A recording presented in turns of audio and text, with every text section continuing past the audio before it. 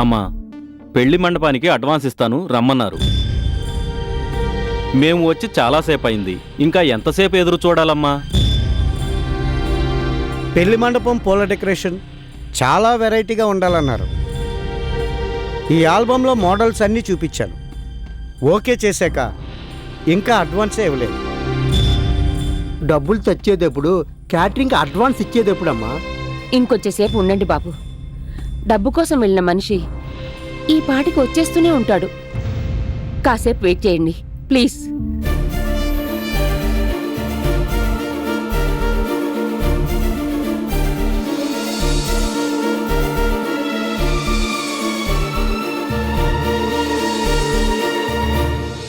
పదండి, ఇంకా ఎదురు చూడడం మా వల్ల కాదమ్మా. ఇప్పటికే మా టైం అంతా వేస్ట్ అయిపోయింది. మాఘమాసంలో పెళ్లికి ఎంత డిమాండో మీకు తెలుసు కదమ్మా.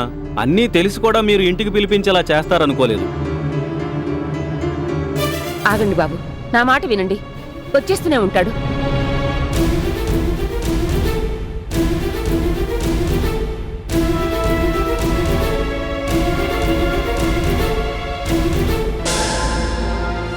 ఆంటీ, ఏమైంది?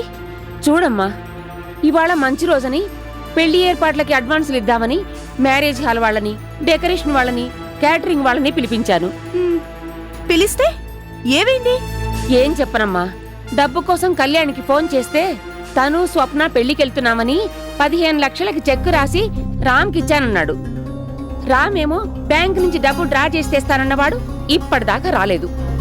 వీళ్ళేమో నా మాట కాదనలేక ఇప్పటిదాకా ఎదురు చూసి వెళ్ళిపోతామంటున్నారు. ఐసీ. ఆంటీ, ఆ రామ్ ఎక్కడున్నాడో ఫోన్ చేసి కనుక్కోలేకపోయారా? ఫోన్ చేశానమ్మా, ఒక్కసారి కాదు 10 సార్లు చేశాను. బ్యాంక్ నుంచి డబ్బు తీసుకున్నాను, ఇదిగో వస్తున్నాను అదిగో వస్తున్నాను అంటున్నాడే కానీ ఇప్పటిదాకా రాలేదు. ఇప్పుడేమో మళ్ళీ ఫోన్ చేస్తుంటే రెస్పాన్సే ఇవ్వడం లేదు. ఆంటీ, మీ టెన్షన్ చూసి ఇంకెంత పెద్ద సమస్య అనుకున్నాను. ఓస్, ఇంతేనా? ఇంతేనా అంటావేంటమ్మా? వీళ్ళకి అడ్వాన్స్గా ఇవ్వాల్సింది ఎంతో తెలుసా? 15 లక్షలు. అంత డబ్బుని నేనిస్తాను. సౌందర్య? అవునాంటీ, బిజినెస్ పని మీద ఇప్పుడే నేను బ్యాంకు నుంచి 20 లక్షలు డ్రా చేసి తెస్తున్నాను. ఈ డబ్బును తీసుకొని వాళ్ళకి అడ్వాన్సులు ఇచ్చేయండి.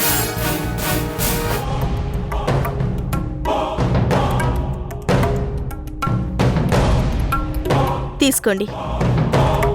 ఇదిగోండి మీకు కావాల్సిన 15 లక్షలు. ఇంకా కావాలంటే మరో 5 లక్షలున్నాయి. ఆహా, ఇవి కూడా తీసుకోండి. వద్దమ్మా, ఈ 15 లక్షలు చాలు. రాంప్రసాద్ రాగానే నీ డబ్బు నీకు ఇచ్చేస్తాను. ఆంటీ, ఎప్పుడు తిరిగిస్తారు అని నేను మిమ్మల్ని అడిగానా? నువ్వు అడగకపోయినా చెప్పడం నా బాధ్యతమ్మా. నా ప్రాణ స్నేహితురాడి పెళ్లి ఒక రోజు కోసం కాదు, ఒక గంట కోసమైనా సరే డబ్బుని సర్దుబాటు చేయడం నా అదృష్టం అనుకుంటాను. పాపం, వాళ్ళు ఎంతసేపటి నుంచి వెయిట్ చేస్తున్నారు. ఇచ్చి పంపించేయండి. అలాగేనమ్మా, తీసుకోండి.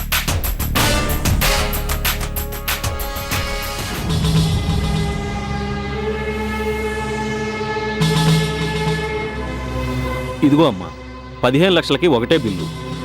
పెళ్లికి వారం రోజుల ముందు మీకు ఫోన్ చేస్తాం. వస్తామమ్మా. మంచి వస్తామమ్మా. వెళ్ళరండి. అమ్మా సౌందర్య, సమయానికి వచ్చి పెద్ద సహాయం చేశావమ్మా. రాంప్రసాద్ రాగానే నీ డబ్బు నీకు తిరిగిచ్చేస్తాను. ఆంటీ, డబ్బు దేవుంది. ఈ చెత్త తెస్తే ఈ చెత్త ఖర్చు అయిపోతుంది. కానీ ఫీలింగ్, మనసులో ఈ ఫీలింగ్ ఎప్పటికీ ఉండిపోతుంది. మీకు నాకు. am I right? అవునమ్మా, నీలాంటి మంచి మనసున్న స్నేహితురాలు దొరకటం నిజంగా మా స్వప్న అదృష్టం. ఇలాగే పెళ్లి జరిగేదాకా అడుగడుగునా నువ్వు నాకు తోడుగా ఉండాలి, సరేనా? ఆంటీ, అది నా బాధ్యత. మీరు ప్రత్యేకంగా చెప్పాలా? మీ దృష్టిలో జరగబోయేది పెళ్లి, కానీ నా దృష్టిలో దాని నాశనం.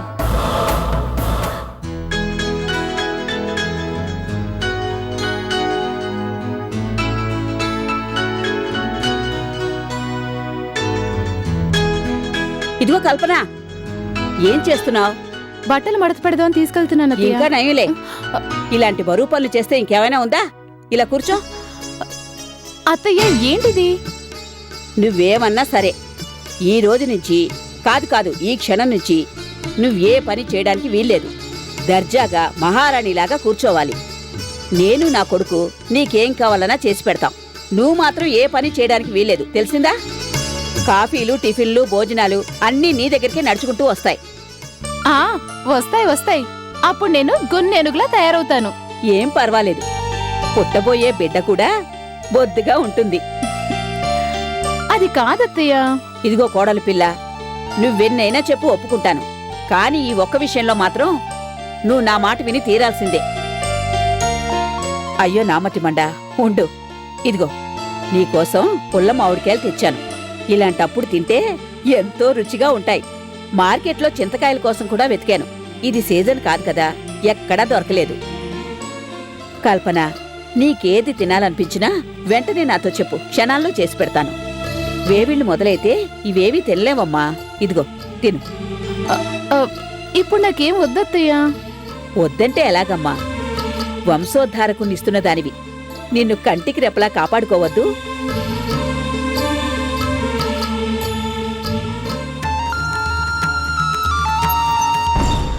అవును, ఈ శుభవార్త తెలిస్తే మీ ఇంట్లో వాళ్ళు ఎంత పొంగిపోతారో.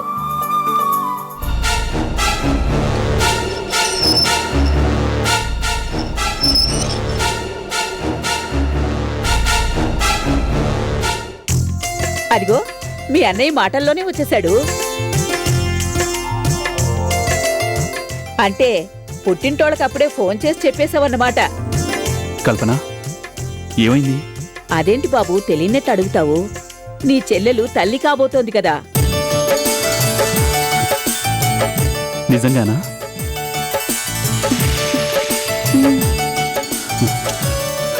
కంగ్రాచులేషన్స్. థ్యాంక్ యూ అన్నయ్య. అంటే ఈ విషయం నీకు తెలీదా బాబు? ఇక్కడికి వచ్చేదాకా తెలీదు. చిన్న పని మీద ఇక్కడికి దగ్గరలో ఫ్రెండ్ని కలవాలని వచ్చాను. పక్కనే కదా, చెల్లిని బావగారిని చూసిపోదామని. ఎలా వస్తేనే సమయానికి వచ్చావు. చాలా సంతోషం బాబు. నిజంగానే నాకు కూడా చాలా సంతోషంగా ఉంది. అవును, బావగారు ఎక్కడా? అప్పుడనగా వెళ్ళాడు, ఇంకా ఇంటికి రాలేదు బాబు. నేనేమో వాడికి ఫోన్ చేసి చెబుదాము అంటున్నాను. నీ చెల్లెలేమో ఈ శుభవార్తని తనే చెప్తానంటోంది. కరెక్టే కదా. చూడన్నయ్య, ఆయన ఎప్పుడు ఇంతే, సరిగ్గా టైంకి ఎక్కడికో వెళ్ళిపోతారు. అది విషయం. ఏదైనా ముఖ్యమైన పని మీద వెళ్ళాడేమో. కంగారెందుకు, వచ్చేస్తాళ్లే. నాకు కొంచెం పనుంది, మళ్ళీ వస్తాను. వెళ్ళొస్తానండి. మంచిది బాబు.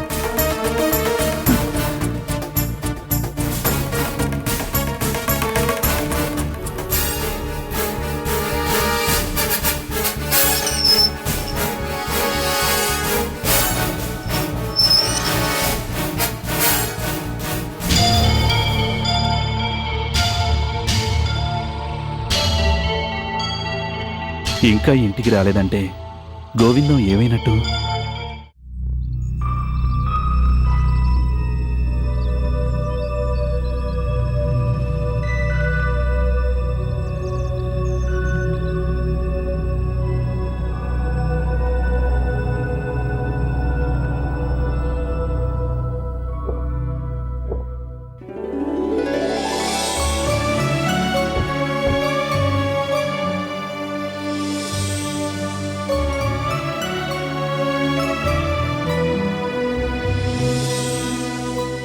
స్వప్న, పెళ్లి బాగా జరిగిందా?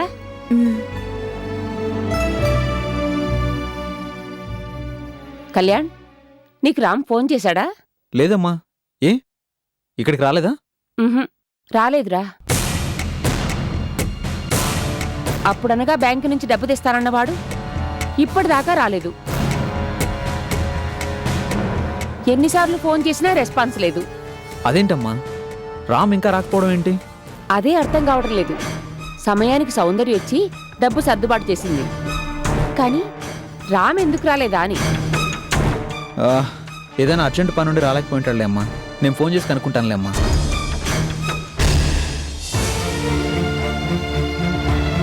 ఇంత అర్జెంటు పని ఉంటే మాత్రం రామ్ ఇలా చేస్తాడనుకోలేదు.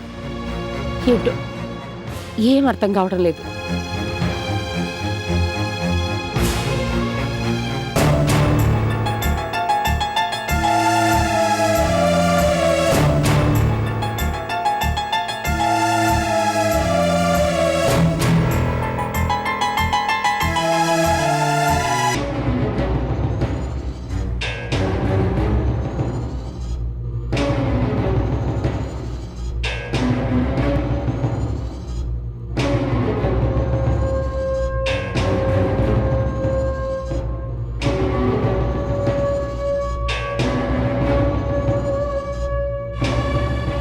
రామ్, ఇంత సడన్ గా ఫ్యాక్టరీ నుంచి ఇంటికి వచ్చేసావేంటి? ఎన్నిసార్లు ఫోన్ చేసినా ఫోన్ లిఫ్ట్ చేయవేంటి? గొప్ప ఆర్డర్ దొరికింది, అగ్రిమెంట్ కూడా జరిగింది అని అక్కడ నేను మన వర్కర్స్ ఎంతో హ్యాపీగా ఉంటే నువ్వు ఇక్కడ ఒక్కడివి ఏం చేస్తున్నావు? బెనర్జీ, నేను ఏమైంది?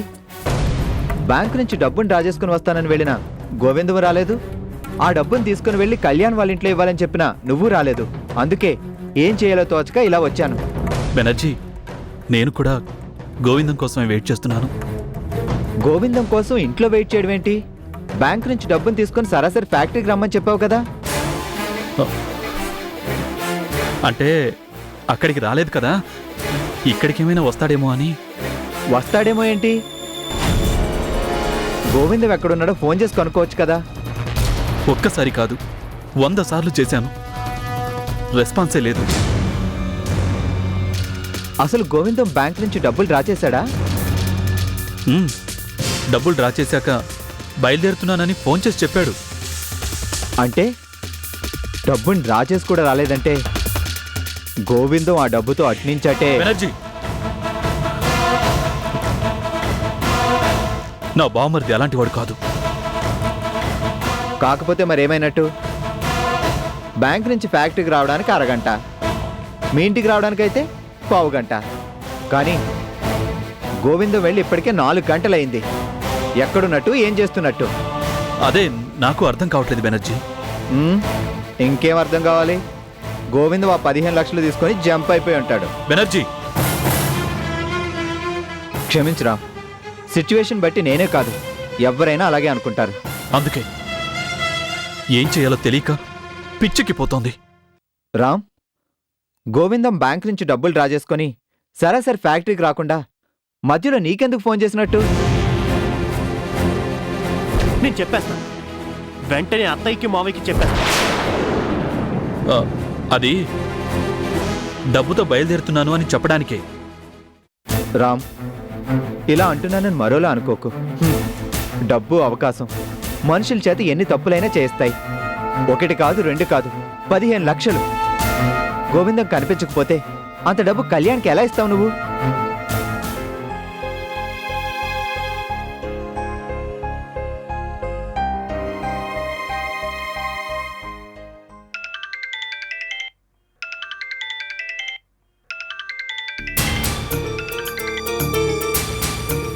హలో కళ్యాణ్.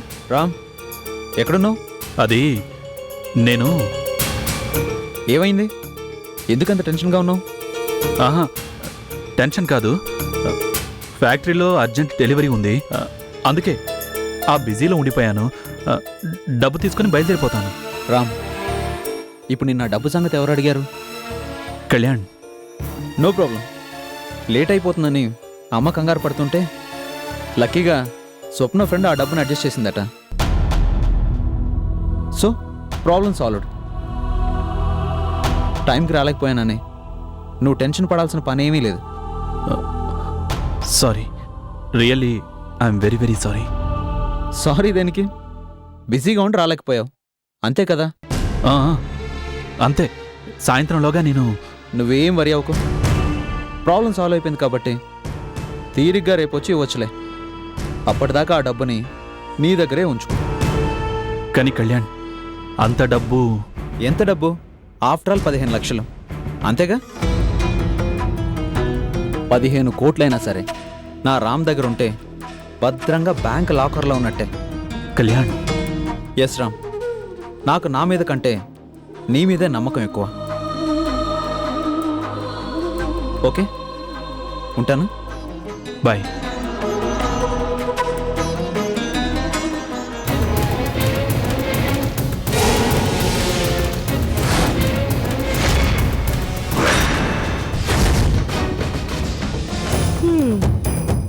ఏంటి బావగారు ఏదో టెన్షన్లో ఉన్నట్టున్నారు? ఆ, టెన్షనా? అలాంటిదేం లేదు. నేనంతా విన్నాను బావగారు. ఇంకా నా దగ్గర దాచాలని చూస్తారెందుకు? సో 15 లక్షలతో గోవిందం జంప్ అన్నమాట. సౌందర్య, అరే నేను కొత్తగా ఏమన్నాను బావగారు? జస్ట్ ఇప్పుడే మీ బెనర్జీ అన్న మాటే కదా ఇది. ఏం బెనర్జీ? ఏదేవైనా కరెక్ట్ మాట అన్నావు బెనర్జీ. డబ్బు అవకాశం మనుషుల చేత ఎన్ని తప్పులైనా చేయిస్తాయి. అవకాశం అందొచ్చింది, డబ్బు చేతికొచ్చింది. గోవిందం కాస్త జంపు జిలాని. ఆపు. నేను ఆపుతాను బావగారు. రేపు అందరూ ఇదే మాటనంటారు. అప్పుడెలా ఆపుతారు? వాళ్ళందరి సంగతి వదిలేయండి. మీ ప్రాణ స్నేహితుడు కళ్యాణికేం చెప్తారు? సౌందర్య, నేనేం చేయాలో ఎవరికి ఏం చెప్పుకోవాలో నాకు బాగా తెలుసు. అనవసరంగా నువ్వు టెన్షన్ పడకు. బెనర్జీ, పద.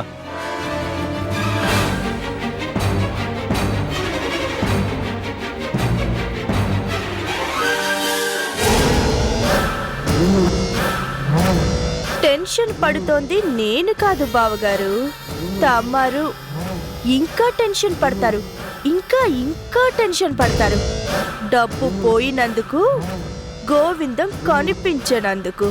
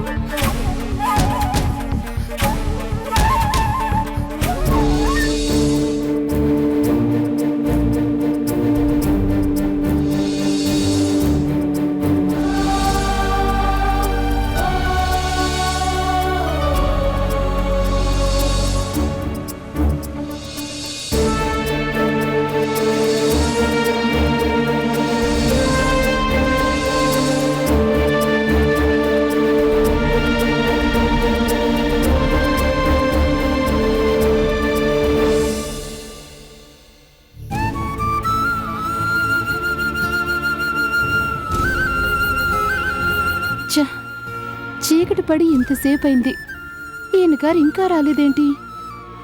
నా నోటితో శుభవార్త చెప్దామని ఎదురు చూస్తుంటే ఎక్కడికి వెళ్ళట్టు?